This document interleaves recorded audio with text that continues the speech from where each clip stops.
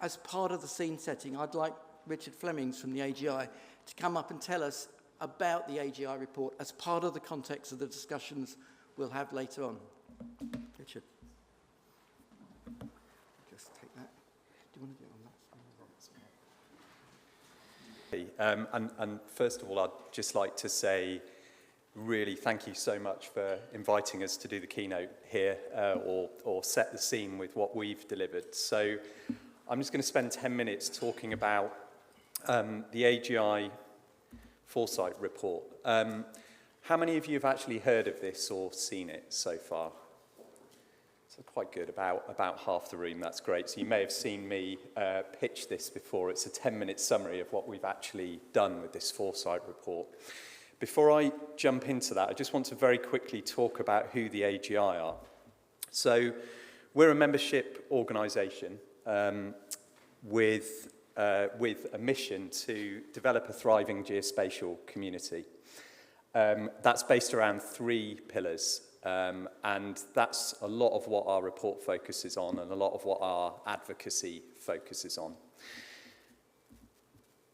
The AGI is, apologies. So the AGI is run by volunteers.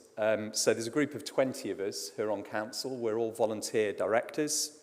We're from a really broad spectrum of the geospatial community. So we give up our time because we're very passionate about bringing together and convening people within the community. It's very, very varied where we all come from. My day job is actually within an Earth observation organisation.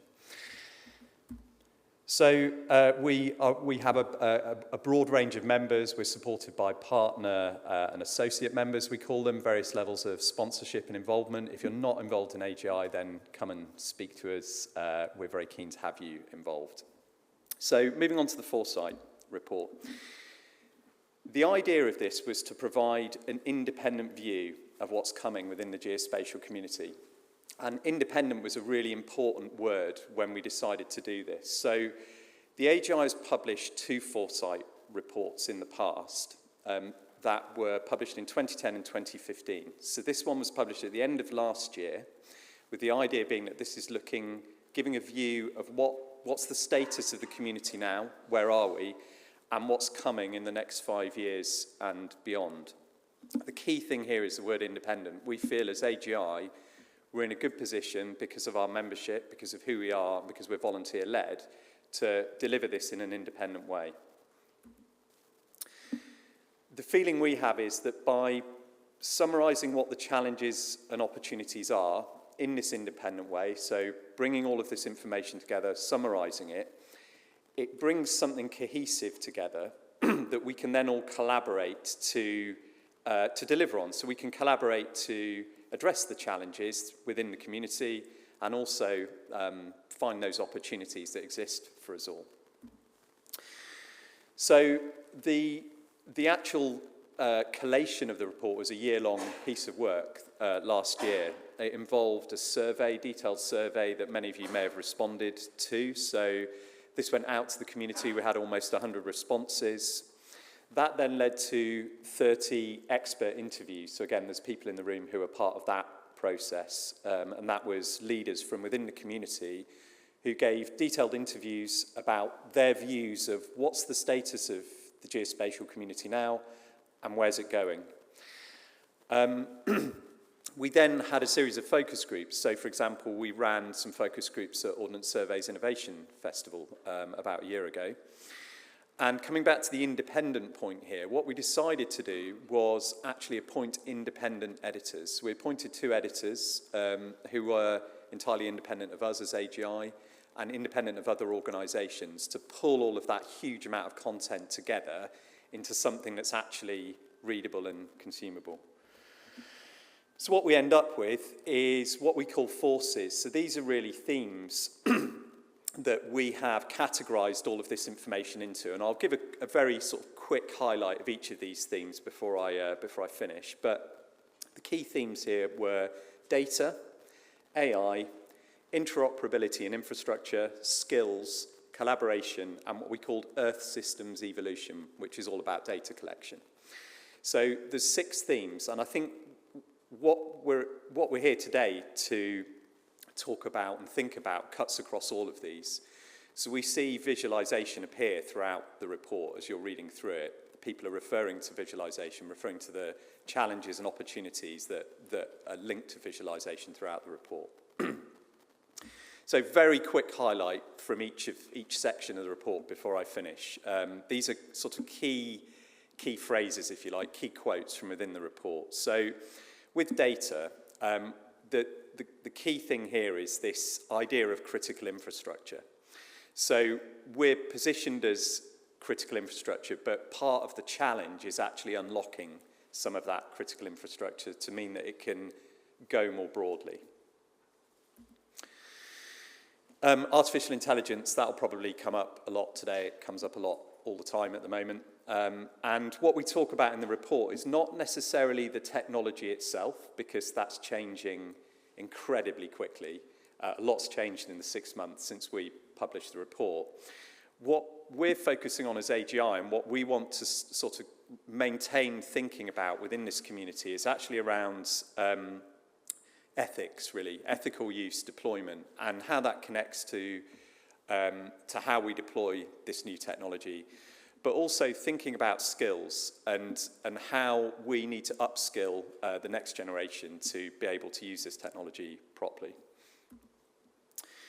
So when it comes to interoperability, we believe that we're close to indispensability, but this is a really interesting quote, because the interesting thing here, this is probably something that's been repeated many times in the past. We have to just be aware that there's danger that we become a niche, we become irrelevant. So we've got to be the messenger. We've got to maintain, with our technology, with our skills, we've got to maintain our position here and make sure that we're vocal about it.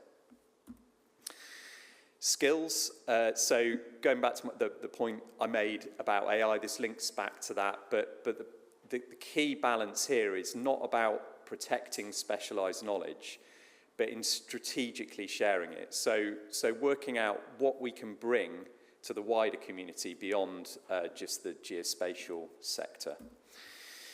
And then collaboration, that comes up all the time. I think something, one of the reasons I'm stood up here, and I'm delighted to be stood up here, is that we have a close working relationship with BCS and with other membership organisations.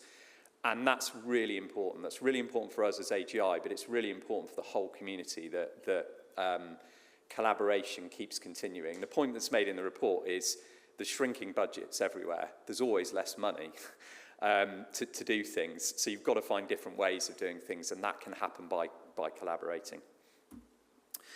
Finally, this idea of the Earth systems evolution, which is where I sit in my day job. I'm run an Earth observation company. And this is really interesting because it talks about moving beyond technological fascination. So the technology is always amazing. It's brilliant. We all love it in this room. We're all, we're all geeks. I don't want to sort of push that out too much, but I think everyone would agree to that. We're all map geeks. And actually, it becomes about moving beyond the fascination and making sure that we're integrating, really, making sure that we're integrating what we do with other things that are out there. So that's some commentary. It's a really quick run-through, highlight from each of those themes. But we didn't stop there. We then actually laid out some calls to action. So these are a little bit too small to read on the screen, but the idea here is that we've actually set the scene by saying this is what the community thinks at the moment. Then we've laid out an action plan or a suggested action plan for the next 5 years. And that's aimed at government and policymakers, industry, and then us as geospatial membership organisations. So there's various recommendations within here. I'm not going to go into these now. I'm about to put up a QR code so anyone who hasn't seen the report can get a copy of it and start looking at it. Before I do that, one thing that is a quote that's in the conclusion that I think is really important and actually comes back to the point that Paul made in his introduction is around storytelling, which is absolutely vital. And it's really the key reason why I think a lot of us are here today. So this is ubiquitous technology that we have, but it's somehow undervalued.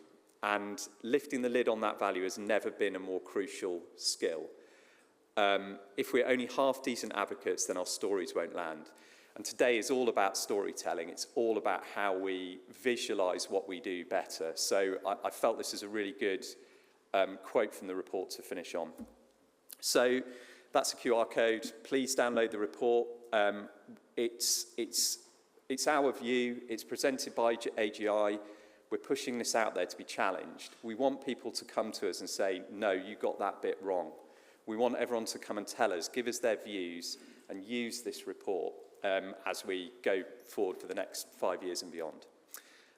So, yeah, very much looking forward to today. Thank you again, Seppi, for the invitation, and yeah, looking forward to being involved in the conversations. Thank you.